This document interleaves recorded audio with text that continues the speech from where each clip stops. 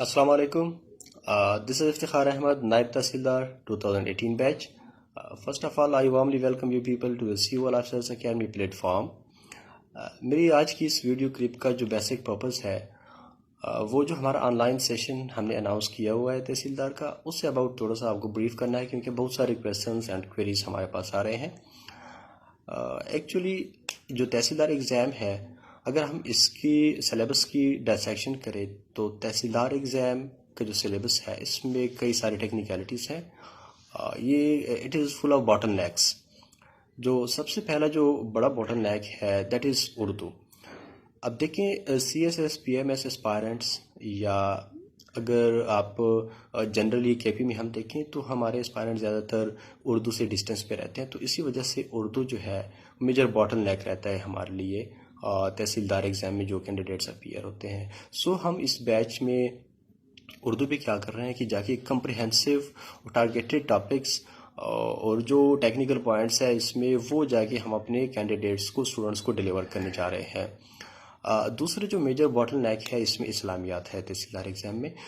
इस्लामियात का paper different होता है एज़ कम्पेयर टू जो CSS या PMS का होता है, या इवन जो BA लेवल का इस्लामियात होता है, क्योंकि इसमें आपके पास कुरानिक वर्सेस भी होते हैं, इसमें आपके पास हदीस भी आते हैं, इसके अलावा कुछ और टॉपिक्स भी होते हैं जो आपने थोड़ी डिफरेंट अप्रोच से अटैम्प्ट करने होते हैं। सो सेकंड जो हमारा मेन फोकस है वो यही इस्लामियात रहेगा। अगर हम तहसीलदार एग्ज़ाम में देखें तो इसमें जो तीसरा हमारे पास मेजर बॉटलनेक आता है जो कि नहीं कंसीडर किया जाता, जिसको हमारे एस्पायरेंट्स लाइटली लेते हैं, वो GK का पेपर होता है जिसमें 50 मार्क्स ADS पोर्शन, जबकि 150 मार्क्स जो है इसमें करंट अफेयर्स का पोर्शन होता है। एंड फोर्थ जो इसमें जिसको सारे तकरीबन मोर और लेस द सेम लेते हैं कि यार इंग्लिश का पेपर है, तो ये तो हम ऑलरेडी तैयार कर चुके हैं। तो एक्चुअली तहसीलदार एग्ज़ाम में जाके बैठकर इंग्लिश अटैम्प्ट करना, CSS या PMS एग्ज़ाम हाल में जाके पेपर अटैम्प्ट करना ऐसे या प्रेसी का, इसमें बड़ा डिफरेंस है। क्योंकि वहाँ पे जाके आपको 3 आवर्स की 2 पेपर्स अटैम्प्ट करने हैं, जबकि आप यहाँ तहसीलदार एग्ज़ाम में जब अपीयर होते हैं तो आपके पास 3 आवर्स का टोटल टाइम होता है and you have to attempt an essay right for 60 to 70 marks, या इसके साथ साथ जो है आपका 120 या 130 मार्क्स का प्रेसी पेपर होता है जो कि आपने उसी टाइम के अंदर सॉल्व करना है। सो टाइम मैनेजमेंट का बड़ा प्रॉब्लम होता है इसमें, तो ये भी एक मेजर बॉटल नेक है तहसीलदार एग्ज़ाम में। इनके अलावा एंड पे आके जो मेजर बॉटल नेक है तहसीलदार एग्ज़ाम में दैट इज़ एग्रीगेट।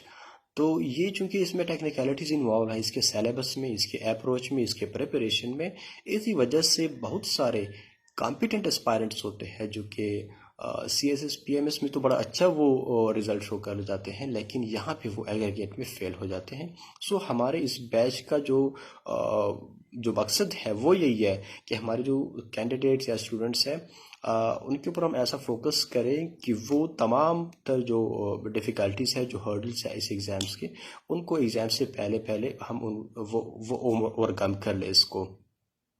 तो इस बैच में और दूसरी बात यह है कि अगर CSS PMS में देखें तो पासिंग रेशियो तहसीलदार एग्ज़ाम में बहुत कम है एज़ कम्पेयर टू PMS। अगर आप दोनों 2018 के रिज़ल्ट्स उठा के देख लें तो वहाँ पे जाके कोई 1100 कैंडिडेट्स पास होते हैं 7 to 8,000 में, जबकि तहसीलदार एग्ज़ाम में आउट ऑफ 5 to 6,000 कैंडिडेट्स आपके पास 110 कैंडिडेट्स रिटर्न क्वालिफाई करते हैं।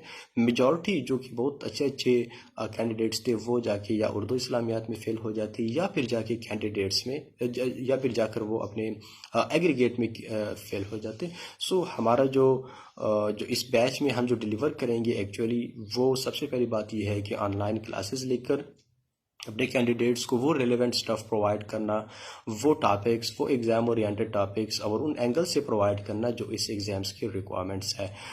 सेकंड जो चीज़ है कि नोट्स वगैरह भी हम इसमें प्रोवाइड करेंगे। थर्ड जो चीज़ है कि frequent evaluation, feedback and assessment bye तहसीलदार क्वालिफायर्स, जो कि ऑलरेडी इन एग्ज़ाम से हो चुके हैं, तहसीलदार एग्ज़ाम से जो ऑलरेडी क्वालिफाई कर चुके हैं, जो कि अच्छा स्कोर कर चुके हैं इसमें, रिटन में भी, इंटरव्यूज़ में भी, तो उनके फीडबैक जो है इस बैच में देंगे हम। दूसरी बात, कुछ क्वेरीज आते हैं कि इसकी डेली कितनी क्लासेस होंगी, ड्यूरेशन कितना होगा, तो 4 वीक्स ड्यूरेशन है। लेकिन ये बैच ऐसा नहीं है कि 4 वीक्स के बाद ख़त्म हो जाएगा. We will continue with till exam.